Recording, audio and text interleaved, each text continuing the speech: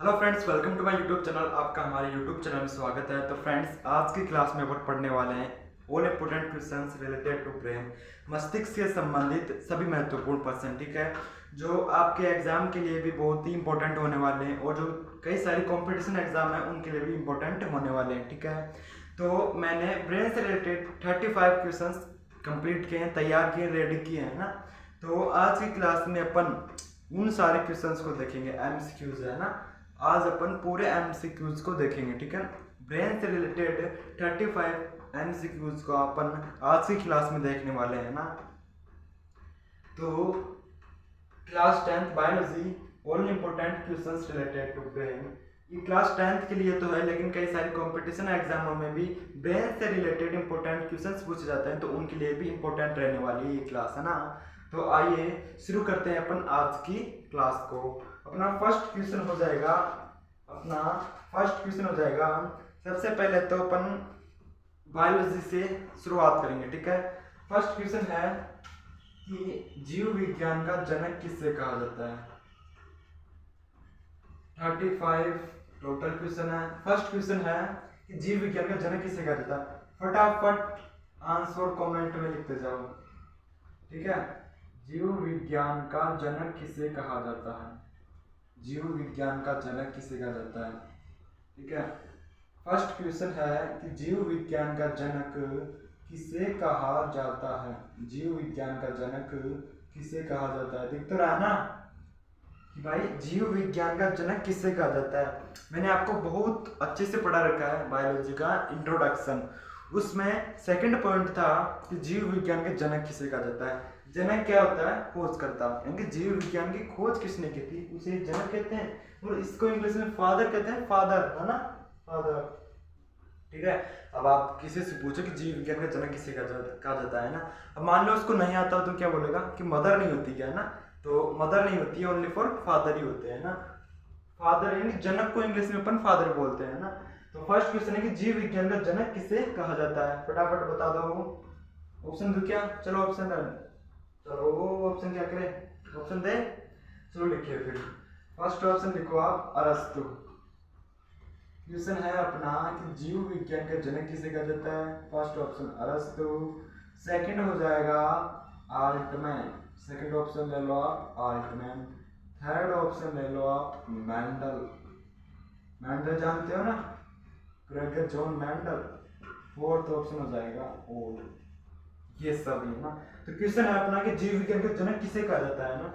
जीव विज्ञान का जनक, who is the father of biology.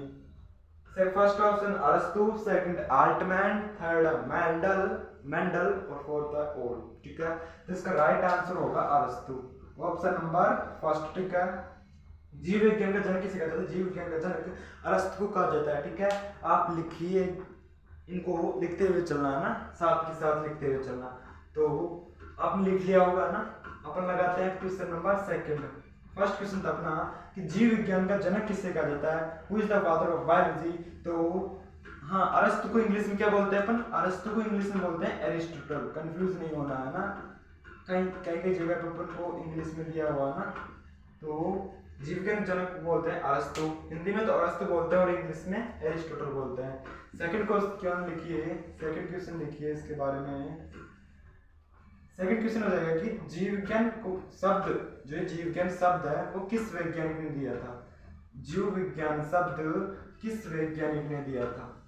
Second question लिखिए फटाफट। जीव विज्ञान शब्द, जो ये जीव विज्ञान शब्द है ना, वो किस वैज्ञानिक ने दिया था।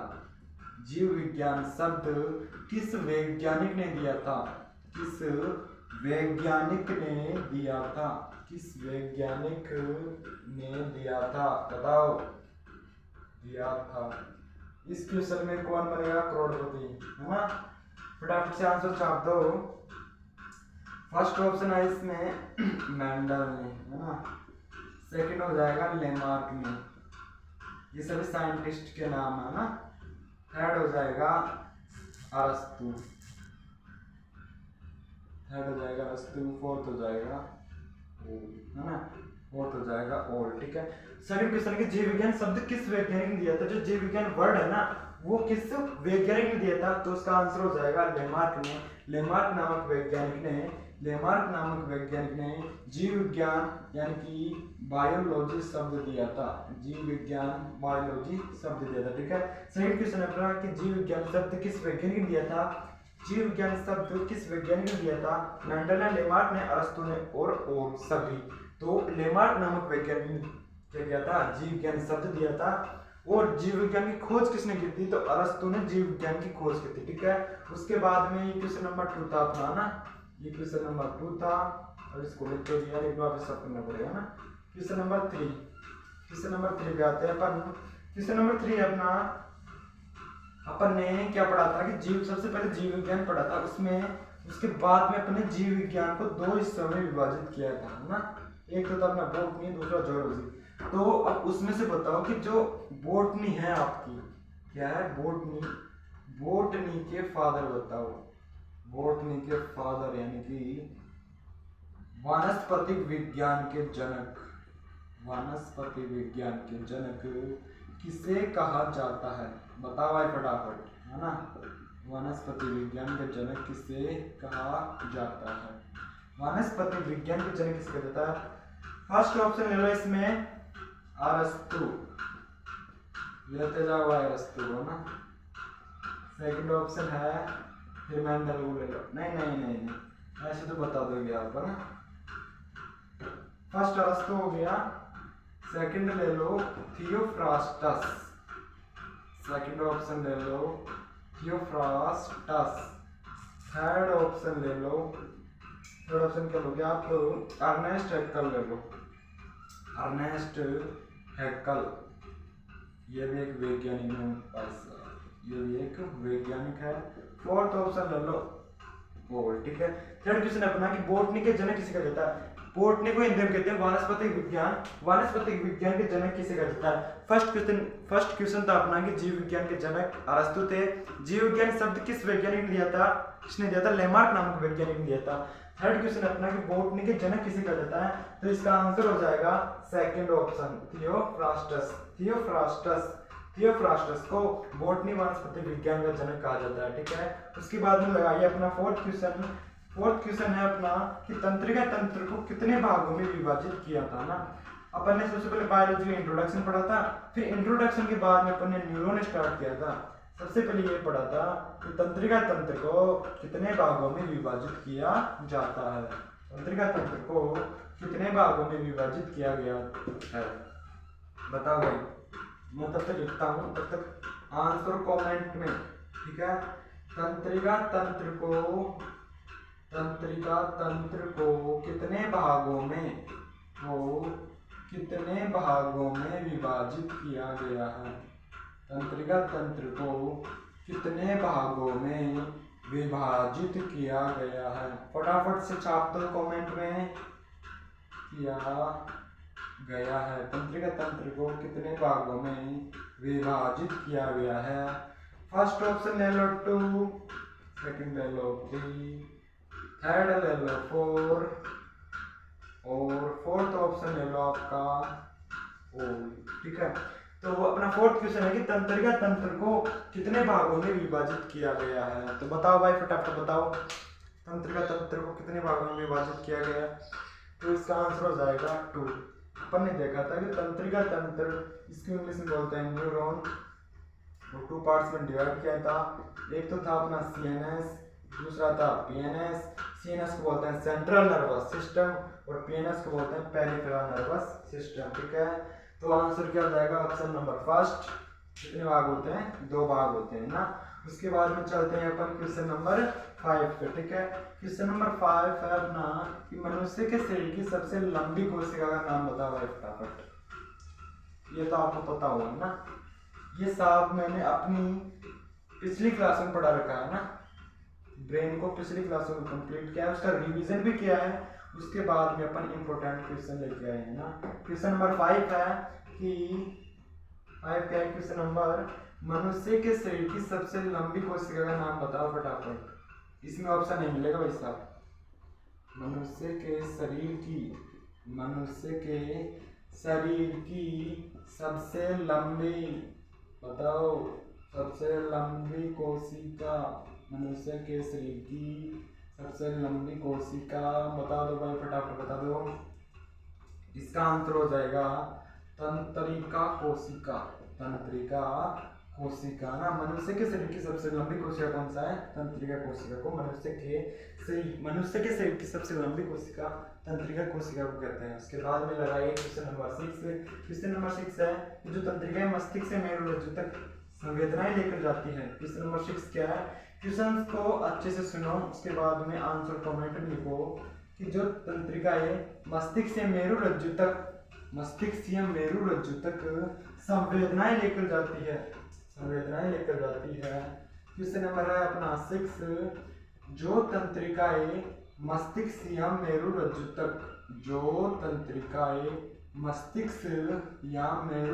तक क्या कर जाती है? संवेदनाएं मस्तिष्क या मेरुरज्जु तक संवेदनाएं लेकर जाती है। मेरुरज्जु तक संवेदनाएं लेकर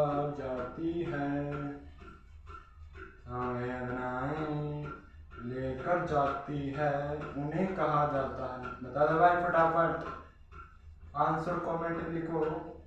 उन्हें कहा जाता है, ठीक है, उन्हें कहा जाता है। ऑप्शन तो क्या? चलो तो ऑप्शन ले लो। फर्स्ट हो गया संवेदी तंत्रिका।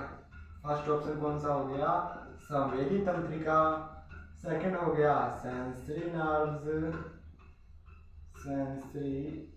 नर्व्स। तीसरा और ले लो अभिवाही तंत्रिका। तीसरा ऑप्शन क्या है? अभिवाही तंत्रिका, ठीक है। फोर्थ ऑप्शन है अपना वो, बता दो भाई फटाफट बता दो। जो तंत्रिकाएं मस्तिष्क से मेरुरज्जु तक संवेदनाएं लेकर जाती है उन तंत्रिकाओं को कहा जाता है।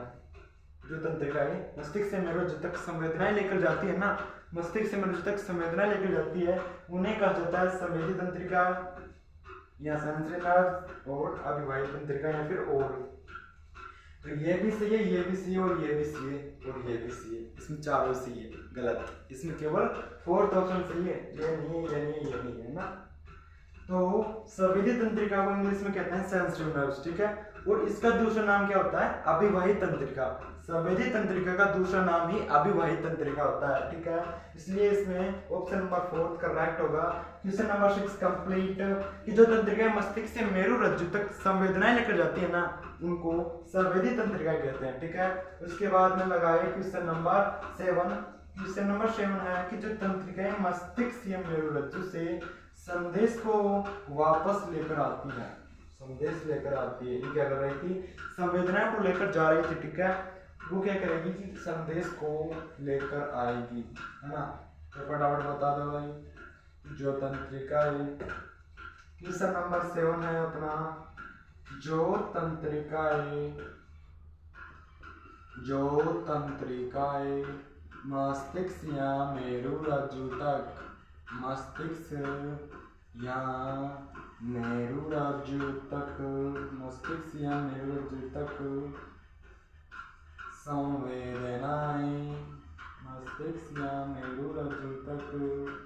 संवेदनाएं, गलत हो गया। मस्तिष्क या मेरुरज्जु से संदेश वापस लेकर आती है। संदेश वापस लेकर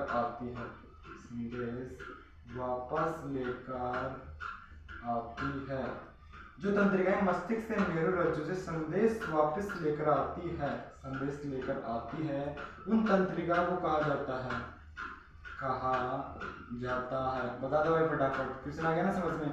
क्वेश्चन कह रहा है कि जो तंत्रिकाएं मस्तिष्क से मेरुरज्जु से संदेश वापस लेकर आती है, उस प्रभावित अंग तक संदेश वापस लेकर आती है, उन तंत्रिकाओं को कहा जाता है। First option, second option, third option और फोर्थ ऑप्शन। फर्स्ट है चालक तंत्रिका। पहला ऑप्शन कौन सा है? चालक। दूसरा हो जाएगा संवेदी। फर्स्ट ऑप्शन चालक, दूसरा संवेदी, तीसरा हो जाएगा मोटर नर्व्स, फोर्थ हो जाएगा फर्स्ट एंड थर्ड। बताओ भाई क्वेश्चन है अपना कि जो तंत्रिकाएं मस्तिष्क से मेरुरज्जु से संदेश वापस लेकर आती है उन्हें कहा जाता है ना। तो उन तंत्रिका को कहा जाता है चालक तंत्रिका। चालक तंत्रिका और चालक तंत्रिका को इंग्लिश में कहते हैं मोटर नर्व्स, ठीक है। तो ये दोनों हो जाएंगे सही, यानी कि आपका fourth option first and third option इसमें सही हो जाएगा ना। क्वेश्चन नंबर 6 होगा अपना कि जो तंत्रिका मस्तिष्क से मेरुरज्जु से संदेश वापस लेकर आती है उन तंत्रिका को कहा जाता है चालक तंत्रिका। और चालक तंत्रिका इंग्लिश में कहते हैं मोटर नर्व्स, ठीक है। इसलिए इसमें फर्स्ट और थर्ड ऑप्शन सही हो जाएगा ना। जो तंत्रिका मस्तिष्क से मेरुरज्जु से संदेश वापस लेकर आती है उन तंत्रिका को चालक तंत्रिका या फिर मोटर नर्व्स या फिर इनका भी एक दूसरा नाम होता है अपवाही तंत्रिका कहा जाता है, ठीक है। उसके बाद में क्वेश्चन नंबर 8 है कि मस्तिष्क के चारों तरफ मजबूत अस्थियों का आवरण पाया जाता है उस आवरण को कहा जाता है। मस्तिष्क के चारों तरफ मजबूत अस्थियों का आवरण पाया जाता है उसे कहा जाता है। क्वेश्चन नंबर 8 है मस्तिष्क के चारों तरफ मजबूत अस्थियों का आवरण पाया जाता है। मस्तिष्क के चारों तरफ आंसर बताओ फटाफट। मजबूत अस्थियों का आवरण पाया जाता है। मस्तिष्क के चारों तरफ मजबूत अस्थियों का आवरण पाया जाता है। आवरण पाया जाता है जिसे कहा जाता है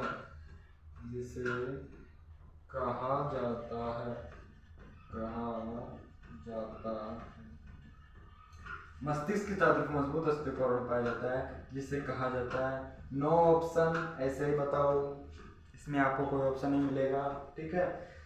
क्योंकि सिंपल क्वेश्चन है कि मस्तिष्क के चारों तरफ मजबूत अस्थियों का आवरण पाया जाता है जिसे कहा जाता है। बता दो फटाफट, कमेंट में लिखो आंसर कि मस्तिष्क के चारों तरफ मजबूत अस्थियों का आवरण पाया जाता है जिसे कहा जाता है, उसे कहा जाता है क्रेनियम। अपन ने जब ब्रेन पढ़ा था तो सबसे पहला पॉइंट ये था अपना कि मस्तिष्क के चारों तरफ मजबूत अस्थियों का आवरण पाया जाता है, उसे ही क्रेनियम कहा था।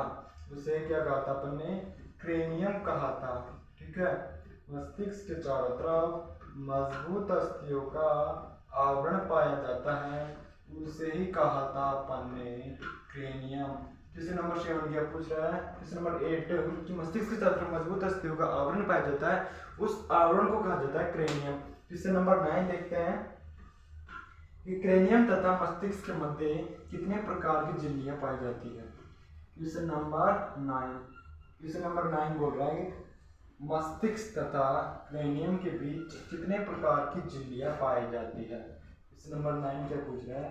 मस्तिष्क तथा क्रेनियम के बीच कितने प्रकार की झिल्लियां पाई जाती है ना। मस्तिष्क तथा क्रेनियम के बीच कितने प्रकार की झिल्लियां पाई। क्वेश्चन नंबर 9 क्रेनियम तथा मस्तिष्क के मध्य कितने प्रकार की झिल्लियां पाई जाती है। कितने प्रकार की झिल्लियां पाई जाती है। झिल्लियां पाई जाती है। क्रेनियम तथा मस्तिष्क के मध्य कितने प्रकार की झिल्लियां पाई जाती है। ऑप्शन ले लो भाई इसमें। फर्स्ट हो गया 1, पहला ऑप्शन हो गया 1, दूसरा हो गया 3, तीसरा हो गया 4, है ना भाई। तीसरा ऑप्शन क्या हो गया? 4, चौथा ऑप्शन हो गया 6। बताओ फटाफट। इसमें तो आपको ऑप्शन दे दिया है ना कि क्रेनियम तथा मस्तिष्क के मध्य कितने प्रकार की झिल्लियां पाई जाती है। क्रेनियम तथा मस्तिष्क के मध्य कितने प्रकार की झिल्लियां पाई जाती है। फर्स्ट ऑप्शन है 1, सेकंड है 3, तीसरा ऑप्शन है 4 और चौथा ऑप्शन है 6, ठीक है। तो इसका करेक्ट आंसर हो जाएगा ऑप्शन नंबर सेकंड 3। मस्तिष्क तथा क्रेनियम के बीच 3 प्रकार की झिल्लियां पाई जाती है, उनको कहा था अपन ने ड्यूरामेटर, एरेक्नोइड और पायोमेटर, ठीक है।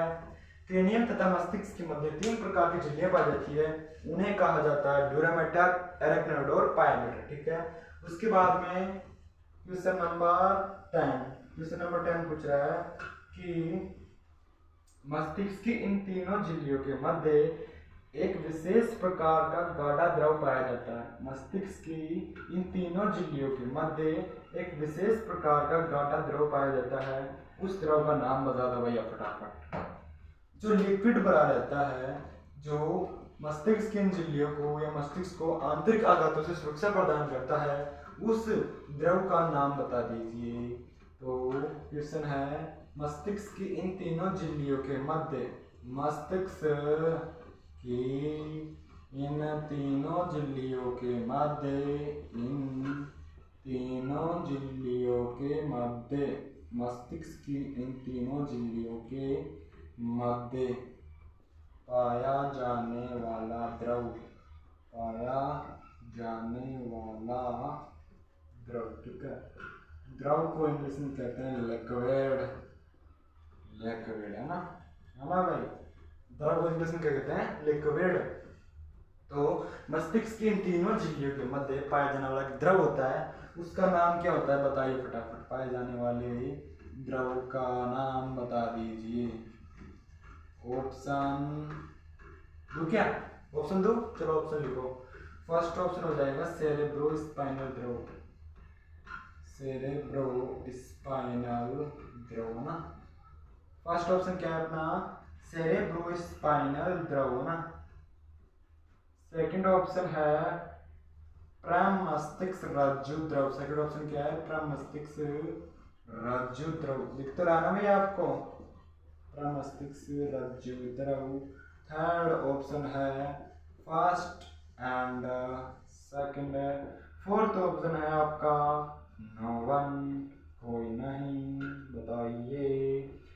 क्वेश्चन नंबर 10 है कि मस्तिष्क की तीनों झिल्लियों के मध्य पाया जाने वाला द्रव होता है, उस द्रव का नाम बता दीजिए फटाफट। फर्स्ट है सेरेब्रोस्पाइनल द्रव, सेकंड प्रमस्तिष्क रज्जु द्रव, थर्ड है फर्स्ट एंड सेकंड, यानी कि पहला और दूसरा दोनों ही, और फोर्थ है नो वन, कोई नहीं, ठीक है। इसमें ऑप्शन नंबर 3 करेक्ट होगा, ठीक है। तो यहाँ और लिख लो ना भैया। और कैसे लिखोगे कि जो सेरेब्रो स्पाइनल द्रव होता है ना, उसका दूसरा नाम क्या होता है? प्रमस्तिष्क रज्जु द्रव, ठीक है। प्रमस्तिष्क रज्जु द्रव या सेरेब्रो स्पाइनल द्रव, सेरेब्रो स्पाइनल द्रव को ही प्रमस्तिष्क रज्जु द्रव कहा जाता है। इसलिए यहाँ option number 3 first and second right होगा। मस्तिष्क के तीनों झिल्लियों के मध्य एक विशेष प्रकार का गाढ़ा द्रव पाया जाता है, जिसका नाम प्रमस्तिष्क रज्जु द्रव, सेरेब्रो स्पाइनल द्रव होता है, ठीक है। ठीक है बच्चा, नहीं भैया ना। क्वेश्चन नंबर 11 लगाओ भैया। क्वेश्चन नंबर 11 है कि मान लीजिए मस्तिष्क की इन झिल्लियों, मान लीजिए कि मस्तिष्क की इन तीनों झिल्लियों में क्या आ गया भैया? सूजन आ गया, है ना भाई। मस्तिष्क की इन तीनों झिल्लियों में सूजन आ गया। क्वेश्चन नंबर कौन सा है अपना? 11 है ना। क्वेश्चन नंबर 11 कि मस्तिष्क की इन तीनों झिल्लियों में सूजन आ जाए तो कौन सा रोग होगा, बता दीजिए फटाफट। मस्तिष्क की इन तीनों झिल्लियों में, मस्तिष्क की इन तीनों झिल्लियों, मस्तिष्क की इन तीनों झिल्लियों में, इन तीनों झिल्लियों में सूजन आ जाए तो रोग का नाम बता दीजिए। सूजन आए तो रोग होगा। अरे सीधी बात है कि अगर सूजन आएगा तो रोग भी होगा, और रोग होगा तो उस रोग का नाम बता दीजिए, बस उस रोग का केवल नाम बता दीजिए ना। ऑप्शन दो क्या? ऐसे ही बता दीजिए भैया, ऐसे बता रहा हूँ ना भाई। क्वेश्चन नंबर 11 है मस्तिष्क के तीनों झिल्लियों में सूजन आ जाए, सूजन आए तो रोग होगा, कौन सा रोग होता है, ठीक है। तो अपन ने पढ़ा था कि मस्तिष्क की जो 3 झिल्लियां थी, पहली झिल्ली का नाम है ड्यूरामेटर। पहली झिल्ली का नाम क्या है? ड्यूरामेटर। दूसरी का पायामेटर, है ना, दूसरी का पायामेटर।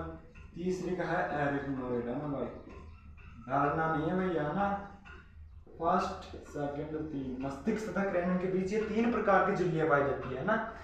फर्स्ट का था ड्यूरामेटर, सेकंड पायामेटर, थर्ड एरिथ्मोइड, ठीक है। उसके बाद में अपन ने पढ़ा था कि इन तीनों झिल्लियों को एक साथ शब्दों में बोलते हैं अपन मेनेंजिस। एक साथ शब्दों में क्या बोलते हैं? मेनेंजिस बोलते हैं ना भाई। एक साथ शब्दों में मेनेंजिस बोलते हैं। अरे इन तीनों झिल्लियों का एक नामकरण कर दिया, क्या कर दिया? मेनेंजिस। भाई इन तीनों झिल्लियों को एक साथ शब्दों में मेनिंजेस कहा जाता है ना। फिर उसके बाद में क्वेश्चन क्या पूछ रहा है कि मस्तिष्क की इन तीनों झिल्लियों में सूजन आ जाए ना भाई। अब इन तीनों झिल्लियों में क्या जाए सूजन आ जाएगा तो मेनिंजेस में भी सूजन आएगा। अरे ये तीनों झिल्लियां तो मेनिंजेस है, यानी कि इन तीनों झिल्लियों के साथ मेनिंजेस का रहता है ना, तो भैया मेनिंजेस में आ गया सूजन के लिए अपन इंग्लिश में वर्ड क्या यूज करते हैं बता दीजिए। सूजन के लिए करते हैं अपन आइटिस वर्ड यूज करते हैं, है ना। सूजन के लिए करते हैं आइटिस, ठीक है। तो मेनिंजेस के आगे केवल आइटिस वर्ड जोड़ दो, हो गया अपना काम, ठीक है। क्वेश्चन पूछ रहा है कि मस्तिष्क की तीनों झिल्लियों में सूजन आए तो एक रोग हो जाता है, ठीक है। उस रोग का नाम क्या होता है, तो इन तीनों झिल्लियों क्या कहता है मेनिंजेस का देता है, और सूजन के लिए अपन आइटिस वर्ड यूज करते हैं ना, तो रोग का नाम क्या हो गया मेनिंजाइटिस, ठीक है।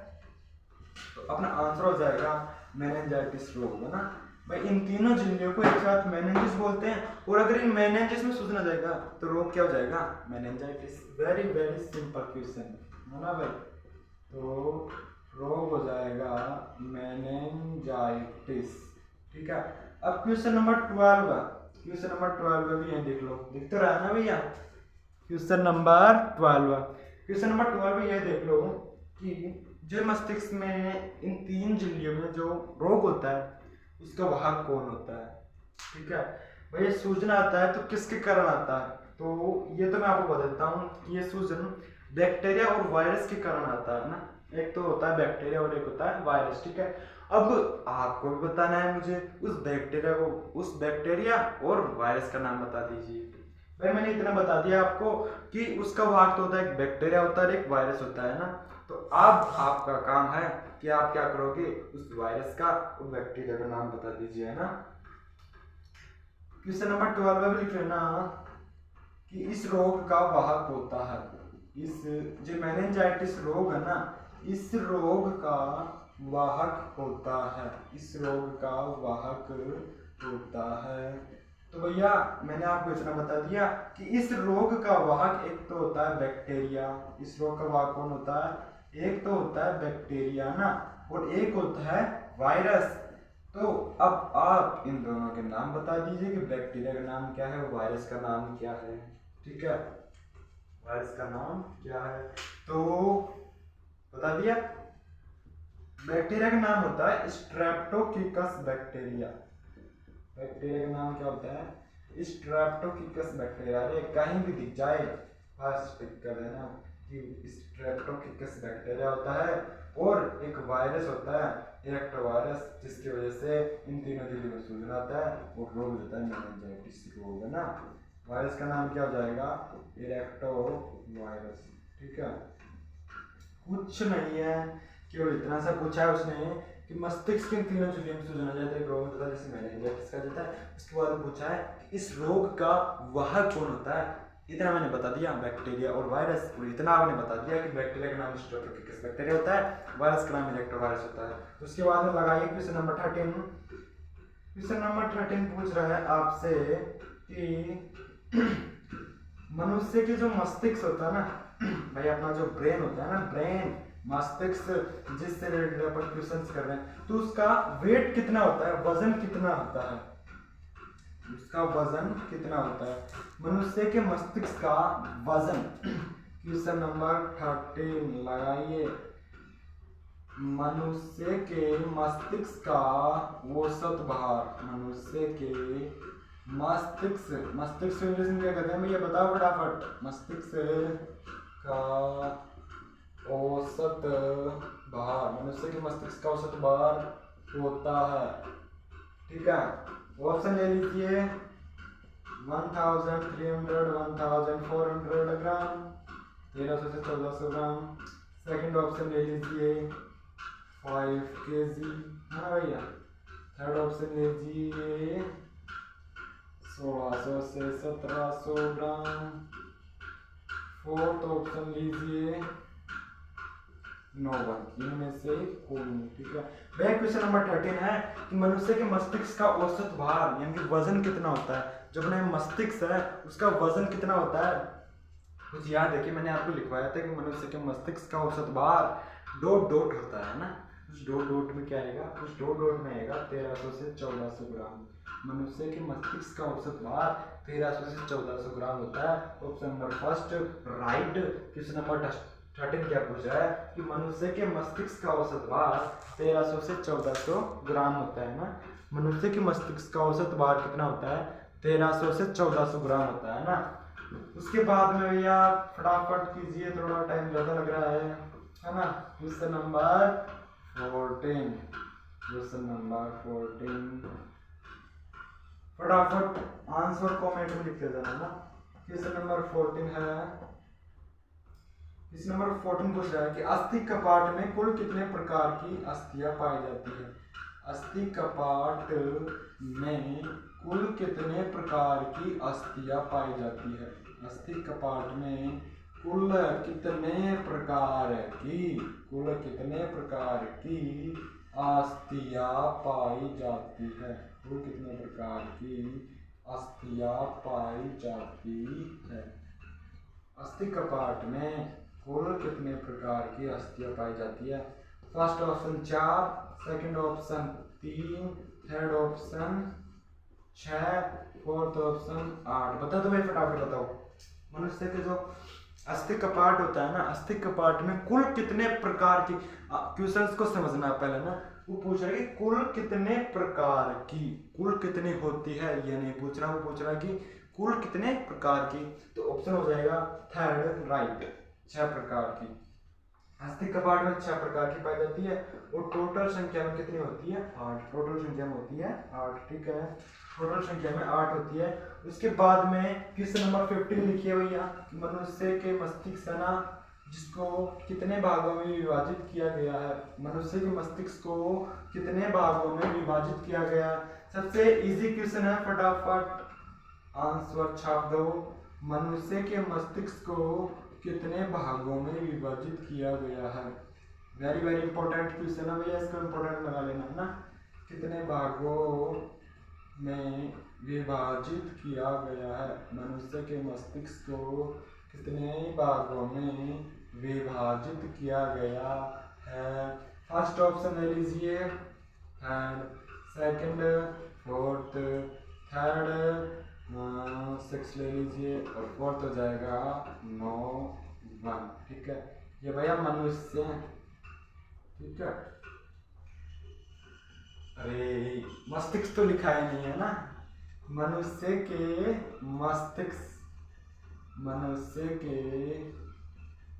मस्तिष्क को उसके बाद में यहाँ से शुरू है, ठीक है। मनुष्य के मस्तिष्क को कितने भागों में विभाजित किया गया है। फर्स्ट ऑप्शन 3, 4, 6, 9, 1, कोई नहीं, ठीक है। तो मनुष्य के मस्तिष्क को 3 भागों में विभाजित किया गया। एक तो था फोरब्रेन, दूसरा मिडब्रेन, तीसरा हिंडब्रेन, प्रोसेनसेफलन, मिसेनसेफलन और रोम्बेनसेफलन। प्रोसेनसेफलन, मिसेनसेफलन और रोम्बेनसेफलन हो गया था। अग्र मस्तिष्क, मध्य मस्तिष्क और पश्चिम मस्तिष्क, है ना भैया। क्वेश्चन नंबर 16 लगाइए, ठीक है। क्वेश्चन नंबर 16 है कि मनुष्य के मस्तिष्क का सबसे बड़ा हिस्सा। क्वेश्चन नंबर 16, ये तो आपको पता ही होगा कि मनुष्य के मस्तिष्क का सबसे बड़ा हिस्सा कौन सा होता है। क्वेश्चन नंबर 16, मनुष्य के मस्तिष्क का सबसे बड़ा हिस्सा। मनुष्य के मस्तिष्क का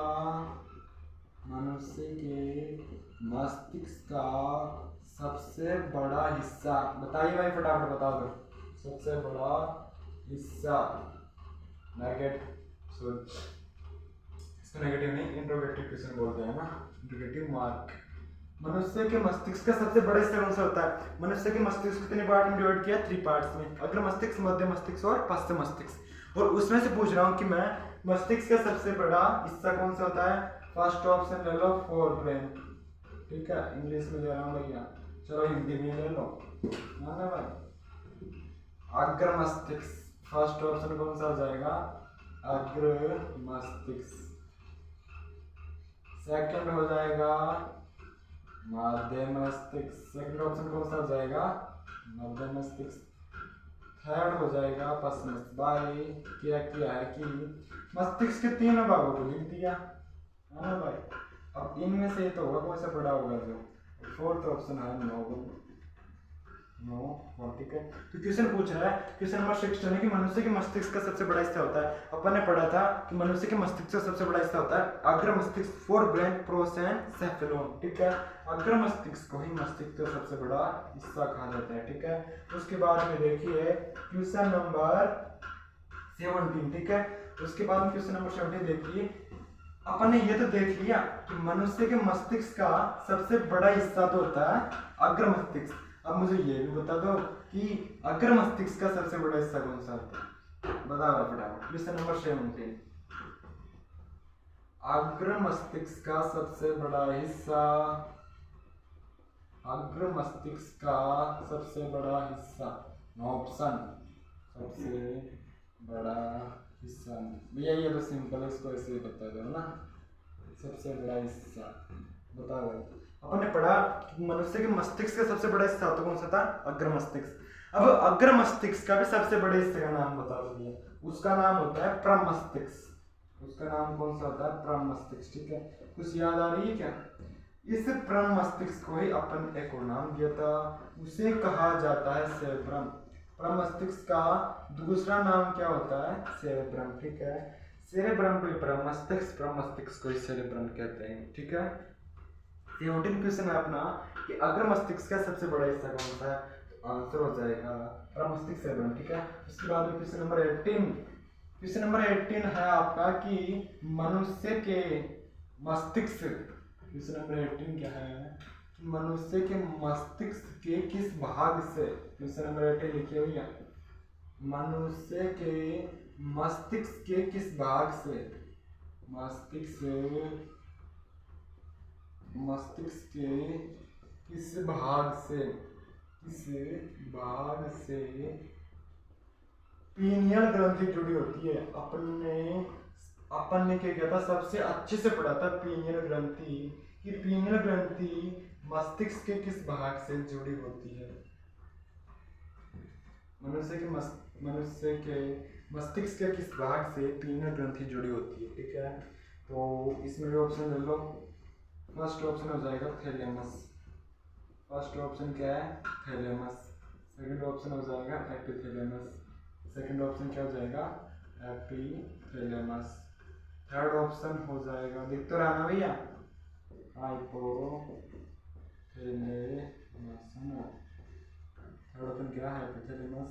फोर्थ ऑप्शन हो जाएगा नोवन, फोर्थ ऑप्शन क्या हो जाएगा, नोवन। बता दीजिए फटाफट, मनुष्य के मस्तिष्क के किस भाग से पीनियल ग्रंथि जुड़ी होती है। तो अपन ने पढ़ा था कि जो मनुष्य अग्र मस्तिष्क में अपन ने तीसरा पार्ट, अग्र मस्तिष्क में अपन ने तीसरा पार्ट पढ़ा था डायनसेफेलोन, तो डायनसेफेलोन का सेकंड पार्ट था एपिथैलेमस, जिसमें पढ़ा था कि मस्तिष्क किस भाग से पीनियल ग्रंथि जुड़ी होती है। तो ऑप्शन नंबर सेकंड करेक्ट हो जाएगा कि पीनियल ग्रंथि किससे जुड़ी होती है, एपिथैलेमस से जुड़ी होती है ना। ये क्या करती थी, मेलेटोनिन नामक हार्मोन का स्राव करती थी और चालक तंत्रिकाओं के मार्ग को भी क्या करती थी, सुव्यवस्थित करती थी। Question number 18 complete. उसके बाद में देखिए आप, उसके बाद में देखिए क्वेश्चन नंबर 19 देखिए कि जो अभी बात की थी अपन ने पीनियल ग्रंथि की, और अब बात करेंगे अपन पीयूष ग्रंथि की। तो मस्तिष्क के किस भाग से पीयूष ग्रंथि जुड़ी होती है, मस्तिष्क के किस भाग से, मस्तिष्क के किस भाग से पीयूष ग्रंथि जुड़ी होती है, बताइए भाई फटाफट, है ना भाई। पीयूष ग्रंथि जुड़ी होती है मस्तिष्क के किस भाग से, पीयूष ग्रंथि, पीयूष ग्रंथि इंग्लिश में कहते हैं pituitary gland. Option number first, second, third, इसमें भी वही आएगा भैया, थैलेमस, है ना भाई, epithalamus, thalamus, epithalamus. Third option हो जाएगा हाइपोथैलेमस, थर्ड ऑप्शन कौन सा हो जाएगा, हाइपोथैलेमस, थर्ड ऑप्शन हो जाएगा हाइपोथैलेमस। फोर्थ तो आपको पता ही है, नॉर्मल। बताइए भैया कि मनुष्य के मस्तिष्क के किस भाग से पीयूष ग्रंथि जुड़ी होती है। क्वेश्चन नंबर 18 था पीनियल ग्रंथि किस भाग से जुड़ी होती है। इस बार पीनियल को उठा दिया मैंने, पीयूष कर दिया, क्या कर दिया, पीयूष, पीयूष ग्रंथि किस भाग से जुड़ी होती है। तो ऑप्शन नंबर 3 करेक्ट हो जाएगा कि हाइपोथैलेमस से पीयूष ग्रंथि जुड़ी होती है। किससे? हाइपोथैलेमस से पीयूष ग्रंथि जुड़ी होती है ना। उसके बाद में क्वेश्चन नंबर 20, क्वेश्चन नंबर 20 लिखो। क्वेश्चन नंबर 20 है अपना, क्वेश्चन नंबर 20 है कि master gland of the body, master gland of the body किसे कहा जाता है? शरीर की मास्टर ग्रंथि, इंग्लिश में लिखो क्या? शरीर की मास्टर ग्रंथि, master master gland, master gland of the body, master gland of the body, master gland of the body किसे कहा जाता है? शरीर की मास्टर ग्लैंड किसे कहा जाता है? बच्चा बताओ फटाफट, फास्ट। चलो इसे ऐसे बता दो ना भैया, इसे ऐसे ही बता दो, इसे ऐसे ही बता दो कि शरीर की मास्टर ग्लैंड, मास्टर ग्रंथि, master gland of the body किसे कहा जाता है? ठीक है, master gland of the body किसे कहा जाता है? अपन ने पढ़ा था भी कि हाइपोथैलेमस से पीयूष ग्रंथि जुड़ी होती है, उसी पीयूष ग्रंथि को अपन ने क्या कहा था? Master gland of the body. Answer हो जाएगा पीयूष ग्रंथि। इसको भी इंपॉर्टेंट क्वेश्चन लगा लेना भैया, है ना भाई, बार बार पूछा गया क्वेश्चन है ये कि शरीर की मास्टर ग्रंथि किसे कहा जाता है? Master gland of the body किसे कहा जाता है? ठीक है, तो पिट्यूटरी ग्लैंड, पीयूष ग्रंथि को शरीर की मास्टर ग्रंथि कहा जाता है। उसके बाद में नेक्स्ट क्वेश्चन, क्वेश्चन नंबर 21 लिखिए भाई। ये तो थी मास्टर ग्रंथि और होगा मास्टर की भी मास्टर, है ना भाई, मास्टर के भी मास्टर, यानी कि master of the master gland, यानी कि जो मास्टर ग्लैंड है ना उसकी भी मास्टर होती है, उस ग्लैंड का नाम बताइए। ठीक है, तो इसको मैं इंग्लिश में लिखता हूँ, शरीर की ना भाई master of the, master of the, master of the master gland, master of the master gland, है ना। मास्टर की मास्टर ग्रंथि किसे कहा जाता है? किसे कहा जाता है? ये है आपका क्वेश्चन नंबर 21, ठीक है। कि शरीर की मास्टर की भी मास्टर ग्रंथि, master of the master gland किसे कहा जाता है? अभी पीयूष ग्रंथि को अपन ने मास्टर ग्रंथि क्यों कहा था? क्योंकि ये कई प्रकार के हार्मोन का स्राव कर रही थी। ठीक है, उसके बाद में पीयूष ग्रंथि को नियंत्रित करने का काम करता है हाइपोथैलेमस। ठीक है, इसलिए ही हाइपोथैलेमस को master of the master gland कहा जाता है। इसलिए इसका आंसर हो जाएगा हाइपोथैलेमस। इसका आंसर क्या हो जाएगा? हाइपोथैलेमस। ठीक है, क्यों? क्योंकि हाइपोथैलेमस ही पीयूष ग्रंथि को नियंत्रण करता है, इसलिए ही हाइपोथैलेमस को master of the master gland कर देता है। ठीक है, उसके बाद में लिखिए आप question number 22, question number 22, question number 22 है कि शरीर के संतुलन को मस्तिष्क का कौन सा भाग बनाए रखता है? शरीर के संतुलन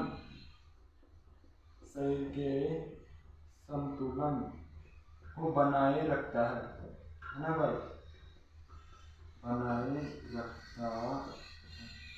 शरीर के संतुलन को मस्तिष्क से कौन सा भाग बनाए रखता है? फर्स्ट ऑप्शन हो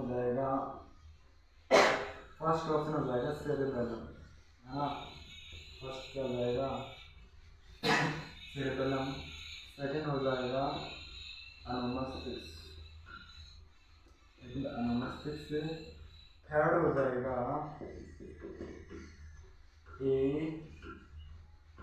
फर्स्ट एंड सेकंड, थर्ड क्या जाएगा? First and second. फोर्थ हो जाएगा होल। ठीक है, आगे थोड़ा कंफ्यूजन वाला है ना, कंफ्यूजन वाला। ठीक है, क्वेश्चन नंबर 22 है कि शरीर के संतुलन को बनाए रखता है, शरीर के संतुलन को बनाए रखता है, यानी कि मस्तिष्क का कौन सा भाग शरीर के संतुलन को बनाए रखता है? फर्स्ट ऑप्शन है सेरेबेलम, सेकंड है मस्तिष्क, थर्ड है फर्स्ट और सेकंड और फोर्थ। तो इसमें आएगा सभी, है ना भाई, क्योंकि अनुमस्तिष्क का दूसरा नाम क्या है?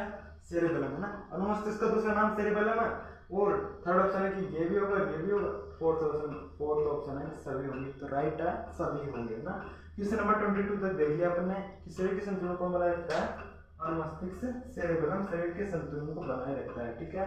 उसके बाद में अपन करते हैं, उसके बाद में 23 क्वेश्चन नंबर 23 है कि जो अपन ने ये भी पढ़ा, अपन ने अभी क्या देखा, सेरेबेलम अनुमस्तिष्क मस्तिष्क के कौन से भाग का हिस्सा,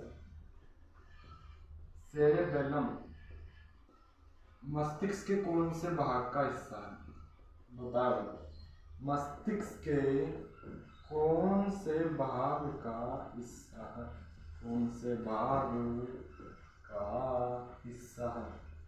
सेरेबेलम मस्तिष्क के कौन से भाग का हिस्सा है।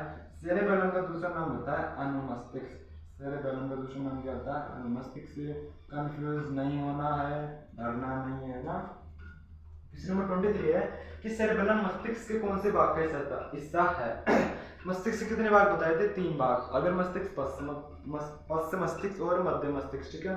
तो इन तीनों में से बताइए कि जो सेरेबेलम है वो मस्तिष्क के कौन से भाग का हिस्सा है। अरे सबको पता है कि ये मध्य मस्तिष्क का हिस्सा है, मध्य मस्तिष्क। मध्य मस्तिष्क में पढ़ा था मैंने 2 पार्ट, एक पढ़ा था मेटासेफ्रम, दूसरा माइलिनसेफेलम, ठीक है। उसमें मेटासेफ्रम 2 पार्ट्स पढ़े थे, एक था पोन्स वेरोलोई, दूसरा सेरेबेलम अनुमस्तिष्क, ठीक है। मध्य मस्तिष्क का हिस्सा होता है सेरेबेलम यानी कि अनुमस्तिष्क, ठीक है, जो क्या करता है शरीर के संतुलन को बनाए रखता है ना। उसके बाद में लिखे क्वेश्चन नंबर 24 कि क्वेश्चन नंबर 24 है कि शरीर की अनैच्छिक क्रियाओं का नियंत्रण कौन करता है। शरीर की अनैच्छिक क्रियाओं का नियंत्रण कौन करता है, इन वॉल्यूमेंट्री एक्शन। शरीर की, क्वेश्चन नंबर कौन सा ये 24 है क्या, क्वेश्चन नंबर 24, शरीर की अनैच्छिक क्रियाओं का नियंत्रण, अनैच्छिक क्रियाओं का नियंत्रण मस्तिष्क का कौन सा भाग करता है। अनैच्छिक क्रियाओं का नियंत्रण मस्तिष्क का कौन सा भाग करता है, मस्तिष्क का कौन सा भाग करता है, बताइए भाई। मैंने आपको 3 प्रकार की क्रियाएं बताई थी, ठीक है। क्वेश्चन है कि शरीर की अनैच्छिक क्रिया का नियंत्रण मस्तिष्क कौन सा भाग करता है। 3 प्रकार की क्रियाएं बताई थी। फर्स्ट थी ऐच्छिक, सेकंड अनैच्छिक, थर्ड थी प्रतिवर्ती क्रियाएं, ठीक है। ऐच्छिक, अनैच्छिक और प्रतिवर्ती क्रियाएं। उसमें से पूछ रहा है कि अनैच्छिक क्रियाएं, जो अनैच्छिक क्रिया होती है, जो अपनी इच्छा अनुसार नहीं होती है, उनका नियंत्रण कौन करता है, फटाफट बताइए भैया। उनका नियंत्रण करता है मेडुला ओब्लिगेटा, मेडुला ओब्लिगेटा ना, उनका नियंत्रण कौन करता है, मेडुला ओब्लिगेटा, ठीक है। क्वेश्चन नंबर 24 कि शरीर की अनैच्छिक क्रिया का नियंत्रण कौन करता है। शरीर की अनैच्छिक क्रिया का नियंत्रण मेडुला ओब्लिगेटा करता है, ठीक है। उसके बाद में अपन क्वेश्चन नंबर 25 लेते हैं। क्वेश्चन नंबर 25 है कि अभी देखा अपने कि शरीर की अनैच्छिक क्रियाओं का नियंत्रण कौन करता है, मेडुला ओब्लिगेटा ना। उसके बाद में अनैच्छिक की जगह मैं कर रहा हूँ ऐच्छिक, अनैच्छिक की जगह क्या कर रहा हूँ, ऐच्छिक, है ना भाई। तो अब ऐच्छिक क्रिया का नियंत्रण कौन करता है, बता दो। क्वेश्चन नंबर 24 था अनैच्छिक क्रिया का नियंत्रण कौन करता है, उसका आंसर था मेडुला ओब्लिगेटा ना, मेडुला ओब्लिगेटा। उसके बाद में क्वेश्चन नंबर 25 है कि शरीर की ऐच्छिक क्रिया का नियंत्रण, देखा तुमने। क्वेश्चन नंबर 25 है कि शरीर की ऐच्छिक क्रियाओं का नियंत्रण मस्तिष्क का कौन सा भाग करता है, इसका आंसर हो जाएगा। अभी पढ़ा था अपन ने अनुमस्तिष्क सेरेबेलम। अनुमस्तिष्क का दूसरा नाम क्या होता है, सेरेबेलम। यही क्या करता है, यही करता है ऐच्छिक क्रियाओं का नियंत्रण। अनुमस्तिष्क सेरेबेलम शरीर में होने वाली सभी प्रकार के ऐच्छिक क्रियाओं का नियंत्रण करता है। और मेडुला ओब्लिगेटा क्या करता है, अनैच्छिक क्रिया का नियंत्रण करता है, ठीक है। उसके बाद में अब तीसरी क्रिया को लेता हूं मैं, और तीसरी क्रिया है, ये क्वेश्चन था कि शरीर की ऐच्छिक क्रिया का नियंत्रण होता है, आंसर हो जाएगा अनुमस्तिष्क सेरेबेलम। अब क्वेश्चन नंबर लिखिए, क्वेश्चन नंबर 26, क्वेश्चन नंबर 26, ठीक है, कि शरीर की प्रतिवर्ती क्रियाओं का नियंत्रण कौन करता है। प्रतिवर्ती क्रियाओं का नियंत्रण कौन सा भाग करता है, बताओ फटाफट बताओ। तुम ये क्वेश्चन पूरा लिखना, कहीं तुम भी इसकी जगह प्रतिवर्ती की जगह क्या कर दो ऐच्छिक और इसकी जगह अनैच्छिक, तुमको ये क्वेश्चन पूरा लिखना पड़ेगा, है ना भाई। तो शरीर की प्रतिवर्ती क्रियाओं का नियंत्रण मस्तिष्क का कौन सा भाग करता है, ठीक है। तो प्रतिवर्ती क्रियाओं का नियंत्रण करता है मेरुरज्जु। मेरुरज्जु शायद मैंने भी पढ़ा ही नहीं है, वो आज की क्लास में आपको मिल जाएगा ना, मेरुरज्जु, ठीक है। मेरुरज्जु क्या करता है कि शरीर में होने वाली सभी प्रकार की प्रतिवर्ती क्रियाओं को नियंत्रण करता है, ठीक है। अपने 3 प्रकार की क्रियाएं पढ़ी, 3 प्रकार की क्रियाएं पढ़ी। ऐच्छिक क्रिया का नियंत्रण अनुमस्तिष्क सेरेबेलम, अनैच्छिक का मेडुला ऑब्लिंगेटा, और प्रतिवर्ती क्रिया करता है मेरुरज्जु स्पाइनल कॉर्ड, ठीक है। किस नंबर हो गया 26, लगाइए 27, किस नंबर लगाइए 27, है ना भाई। Question number 27, question number 27, question number 27 लगाइए आप। तो क्वेश्चन नंबर 27 कौन सा, क्वेश्चन नंबर 27 लगाइए। निम्न में से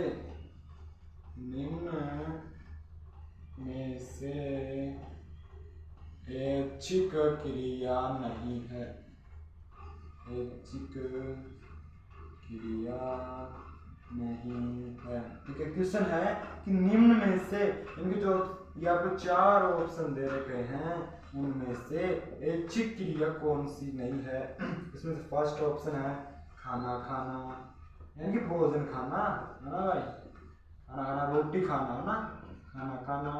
उसके बाद में सेकंड है नहाना, उसके बाद में थर्ड है हृदय का धड़कना, हृदय का धड़कना, थर्ड ऑप्शन क्या है, हृदय का धड़कना। इसके बाद में फोर्थ ऑप्शन है, बताओ इनमें से कौन सी क्रिया एक ऐसी क्रिया है जो क्या है, ऐच्छिक नहीं है, जो क्या है ऐच्छिक नहीं है, यानी कि वो क्रिया अपन अपने शरीर की इच्छा अनुसार नहीं कर सकते, अपनी इच्छा अनुसार नहीं कर सकते, है ना। फर्स्ट है खाना खाना, भाई अपनी मर्जी हो तो खाना खाए, मर्जी हो तब नहीं खाए, ठीक है। तो अपनी ये तो अपनी इच्छा अनुसार होती है ना, ये तो अपनी इच्छा अनुसार होती है, इसलिए ये तो ऐच्छिक क्रिया है, और वो पूछ रहे ऐच्छिक क्रिया नहीं है, है ना। सेकंड ऑप्शन है नहाना, नहाना भी वही है, अपनी इच्छा अनुसार, है ना। फिर उसके बाद में थर्ड ऑप्शन है हृदय धड़कना, है ना भाई। अब ये अपनी इच्छा अनुसार नहीं होती है ना, कोई कह दे कि हृदय अब मत धड़कना, भाई सीधा ऊपर पहुंच जाएंगे, है ना। तो ये अनैच्छिक क्रिया, ऐच्छिक क्रिया नहीं है ना, यानी कि इसको अपन रोक नहीं सकते हैं ना, ये हृदय धड़कता ही रहेगा हमेशा। और पढ़ना भी ऐच्छिक क्रिया है, तो ऑप्शन नंबर थर्ड राइट हो जाएगा कि ये क्या है, ऐच्छिक क्रिया नहीं है ना, हृदय का धड़कना ऐच्छिक क्रिया नहीं है ना भैया। उसके बाद में क्वेश्चन नंबर लिखिए आप 28, क्वेश्चन नंबर 28 है, जो अपना मेरुरज्जु होता है ना, जो मेरुरज्जु होता है, मेरुरज्जु और मस्तिष्क, चलो मैं समझाता हूँ, क्वेश्चन नंबर 28, ये तो हो गया अपना मस्तिष्क, ये क्या हो गया अपना मस्तिष्क हो गया ना भाई, ये हो गया अपना मस्तिष्क, ये हो गया अपना मस्तिष्क, है ना। और इधर हो गया मेरुरज्जु, मस्तिष्क, और चलो इसको रख कर मस्तिष्क, ये मान लो मेरुरज्जु है ना, मस्तिष्क और मेरुरज्जु, ठीक है। तो मस्तिष्क से कनेक्टेड कौन है, मेरुरज्जु, मेरुरज्जु मस्तिष्क से कनेक्टेड है ना। अब ये तो मस्तिष्क का सबसे लास्ट हिस्सा कौन सा है, मेडुला ऑब्लिंगेटा, है ना, मेडुला ऑब्लिंगेटा इधर है मस्तिष्क में, उसके बाद में ये रही आपकी मेरुरज्जु ना, ये मेरुरज्जु रही और ये मेडुला ऑब्लिंगेटा का। तो इन दोनों को जोड़ने वाले भाग को क्या कहते हैं, यानी कि मस्तिष्क के मेडुला को मेरुरज्जु से कौन जोड़ता है, ठीक है भाई, मस्तिष्क के मेडुला को मेरुरज्जु से जोड़ता कौन है। क्वेश्चन नंबर 28 है कि मस्तिष्क के मेरुरज्जु से, मस्तिष्क के मेडुला को मेरुरज्जु से कौन जोड़ता है, मेडुला को मस्तिष्क से कौन जोड़ता है, मस्तिष्क से कौन जोड़ता है, ठीक है। ये मैंने आपको करवाया नहीं है, इसलिए इसका आंसर मैं बता देता हूँ ना, कौन जोड़ता है, ठीक है। इसका आंसर होगा फोरामन मैग्नम, एक रंध्र है ये ना, फोरामन मैग्नम, इसका नाम होता है फेरामन मैग्नम, है ना, फेरामन मैग्नम। और इसका दूसरा नाम होता है महारंध्र, इसका दूसरा नाम होता है महारंध्र। अरे बोर थोड़े हुए हुए है ना, बोर बोर बोर बोर थोड़े हुए है ना। तो बस थोड़ी क्लास हो रहा है, 35 क्वेश्चन है, 28 क्वेश्चन हो गए ना। तो फेरामन मैग्नम, इसका दूसरा नाम होता है महारंध्र। ये क्या करता है कि मस्तिष्क के मेडुला को मेरुरज्जु से जोड़ता है, मस्तिष्क के मेडुला को मेरुरज्जु से जोड़ने का कार्य गुण रहता है फेरामन मैग्नम या महारंध्र, ठीक है। उसके बाद में लेते हैं अपन क्वेश्चन नंबर 29, ठीक है। क्वेश्चन नंबर लेते हैं क्वेश्चन नंबर 29। तो उसमें अपन पढ़ेंगे क्या। क्वेश्चन नंबर 29 है कि अग्र मस्तिष्क का वैज्ञानिक नाम। क्वेश्चन नंबर 29 फटाफट बता दो भाई, बहुत ही सिंपल क्वेश्चन होने वाले हैं ना। अग्र मस्तिष्क का वैज्ञानिक नाम, अग्र मस्तिष्क का वैज्ञानिक नाम। क्वेश्चन नंबर 29 है अग्र मस्तिष्क का वैज्ञानिक नाम यानी साइंटिफिक नेम। अग्र मस्तिष्क का वैज्ञानिक नाम, अग्र मस्तिष्क का वैज्ञानिक नाम, अग्र मस्तिष्क का वैज्ञानिक नाम बराबर इंटरोगेटिव मार्क, ठीक है। अग्र मस्तिष्क का वैज्ञानिक नाम बताओ फटाफट। इस क्लास में भी मैंने आपको बताया कि अग्र मस्तिष्क का वैज्ञानिक नाम क्या होता है ना, इस क्लास में बताइए। तो आप फटाफट बताइए कि अग्र मस्तिष्क का वैज्ञानिक नाम क्या होता है। अग्र मस्तिष्क का वैज्ञानिक नाम होता है प्रोसेनसेफेलोन। अग्र मस्तिष्क का क्या होता है, प्रोसेनसेफेलोन। अग्र मस्तिष्क का वैज्ञानिक नाम क्या होता है, प्रोसेनसेफेलोन, ठीक है। उसके बाद में हटाओ अग्र मस्तिष्क का हो गया प्रोसेनसेफेलोन, है ना भैया। उसके बाद में बता दो भैया मध्य मस्तिष्क। उसके बाद में क्या बताओगे आप कि मध्य मस्तिष्क का वैज्ञानिक नाम। क्वेश्चन नंबर 30 मध्य मस्तिष्क, मध्य मस्तिष्क का वैज्ञानिक नाम, मध्य मस्तिष्क का वैज्ञानिक नाम, है ना। बता दो भाई फटाफट मध्य मस्तिष्क यानी कि मिड ब्रेन का वैज्ञानिक नाम। मिड ब्रेन का वैज्ञानिक नाम होता है मेसेनसेफेलोन, मेसेनसेफेलोन, है ना, मेसेनसेफेलोन, ठीक है भैया। अग्र मस्तिष्क का था, अग्र मस्तिष्क का तो था, अग्र मस्तिष्क का कौन सा था, प्रोसेनसेफेलोन, और मध्य मस्तिष्क का मेसेनसेफेलोन। क्वेश्चन नंबर 31, क्वेश्चन नंबर 31 है पश्चिम मस्तिष्क का। क्वेश्चन नंबर 31 पश्चिम मस्तिष्क का वैज्ञानिक नाम, पश्चिम मस्तिष्क का वैज्ञानिक नाम बताओ आंसर फटाफट। मैं बता देता हूँ ना, बता दो। पश्चिम मस्तिष्क का होता है रोम्बेनसेफेलोन। पश्चिम मस्तिष्क का वैज्ञानिक नाम क्या होता है, रोम्बेनसेफेलोन। पश्चिम मस्तिष्क का वैज्ञानिक नाम होता है रोम्बेनसेफेलोन। क्वेश्चन नंबर हो गया 31। उसके बाद में लगाइए क्वेश्चन नंबर 32, है ना भैया। क्वेश्चन नंबर 32, क्वेश्चन नंबर 32 ना भैया। तो क्वेश्चन नंबर 32 है कि जो मनुष्य का मस्तिष्क, मनुष्य के मस्तिष्क के अध्ययन को क्या कहा जाता है, मस्तिष्क के अध्ययन को, मनुष्य के मस्तिष्क के अध्ययन को क्या कहा जाता है, क्या कहा जाता है। मनुष्य के मस्तिष्क के अध्ययन क्या कहा जाता है। आपने पढ़ा था कि जीवों के अध्ययन को जीव विज्ञान कहा जाता है। Study related to organism is called biology, है ना, बायोलॉजी, ठीक है। वैसे ही मनुष्य के मस्तिष्क के अध्ययन को क्या कहा जाता है, मनुष्य के मस्तिष्क के अध्ययन को कहा जाता है न्यूरोलॉजी। क्या कहा जाता है, न्यूरोलॉजी। ये मान लो एग्जाम में क्वेश्चन आ गया है, किसी ने पूछ लिया कि मस्तिष्क के अध्ययन क्या कहा जाता है, मस्तिष्क के अध्ययन को क्या कहा जाता है, तो कहा जाता है न्यूरोलॉजी। मनुष्य के मस्तिष्क के अध्ययन कहा जाता है न्यूरोलॉजी, है ना। उसके बाद में है क्वेश्चन नंबर 33। उसके बाद में क्वेश्चन नंबर 33 है, question number 33, question number 33, question number 33 देख लो भैया आप कि क्वेश्चन नंबर 33 है कि शरीर में होने वाले अंतःस्रावी तंत्र का नाम क्या होता है। शरीर में होने वाले, शरीर में ये लिखो कि शरीर में अंतःस्रावी तंत्र को नियंत्रित कौन करता है? शरीर में अंतःस्रावी तंत्र को नियंत्रित कौन करता है? तंत्र को नियंत्रित कौन करता है?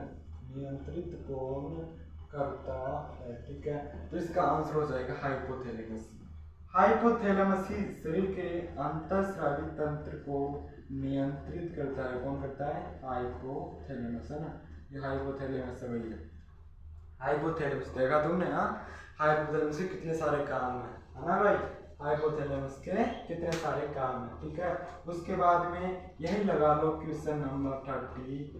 क्वेश्चन नंबर 34 सबसे सिंपल क्वेश्चन पूछ रहे थे आपसे ना, कि अपन ने पढ़ा था जीव विज्ञान। जीव विज्ञान को कितने भागों में विभाजित किया जाता है? जीव विज्ञान को कितने भागों में विभाजित किया जाता है?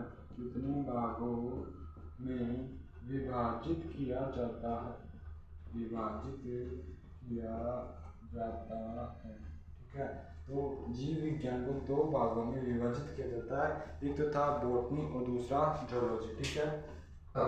उसके बाद में last question of this class, उसके बाद में अपना ब्रेन टॉपिक कंप्लीट, अपना CNS सेंट्रल नर्वस सिस्टम, केंद्रीय तंत्र का तंत्र कंप्लीट। उसके बाद में पढ़ेंगे अपन PNS पेरिफेरल नर्वस सिस्टम, उसमें पढ़ेंगे अपन तंत्रिका, हुआ ना भैया। ये क्वेश्चन नंबर 35 इतना सिंपल है, मतलब बहुत हार्ड है। सॉरी सिंपल नहीं है, ये बहुत हार्ड है, ठीक है। 35 है कि आप इस वीडियो को क्या करना पसंद करोगे? आप इस वीडियो को क्या करना पसंद करोगे? बताओ ये फटाफट, है ना। इसमें ऑप्शन दूंगा मैं, ऐसे मत बताओ ना। आप इस वीडियो क्या करना पसंद करोगे? फर्स्ट ऑप्शन है लाइक, सेकंड शेयर, है ना भाई, थर्ड है सब्सक्राइब, है ना भाई। इसमें फोर्थ ऑप्शन भी नो वन नहीं है ना भैया। इसमें फोर्थ ऑप्शन है कमेंट, है ना भाई। तो क्वेश्चन नंबर 35 है कि आप इस वीडियो को क्या करना पसंद करोगे ना। कोई अगर लाइक करना चाहे बिल्कुल लाइक कर सकता है, नो प्रॉब्लम। वो शेयर करना चाहिए, वो बोले कि मैं तो लाइक नहीं करूँगा, शेयर करूँ, शेयर कर दो भैया। वो कोई शेयर नहीं करना चाहिए तो सब्सक्राइब कर दो ना भैया, वो सब्सक्राइब कर दो। और वो ये तीनों नहीं करना चाहिए तो वो कमेंट कर दो ना। तो फ्रेंड्स, आज की क्लास में अपन ने मस्तिष्क से संबंधित 35 क्वेश्चन 35 क्वेश्चन देखे, ठीक है। All important questions related to brain. जो आज की क्लास है वो 10th क्लास के लिए तो नेसेसरी यानी कि वेरी वेरी इंपॉर्टेंट होने वाली है। और कई प्रकार की कॉम्पिटिटिव एग्जामिनेशन जिनमें मस्तिष्क के क्वेश्चंस पूछे जाते हैं, बायोलॉजी से क्वेश्चंस आते हैं, उनके लिए भी ये वेरी वेरी इंपॉर्टेंट होने वाली है, ठीक है। तो इस वीडियो को अधिक से अधिक शेयर करें, ज़्यादा से ज़्यादा शेयर कीजिए, लाइक कीजिए, शेयर कीजिए और सब्सक्राइब कीजिए।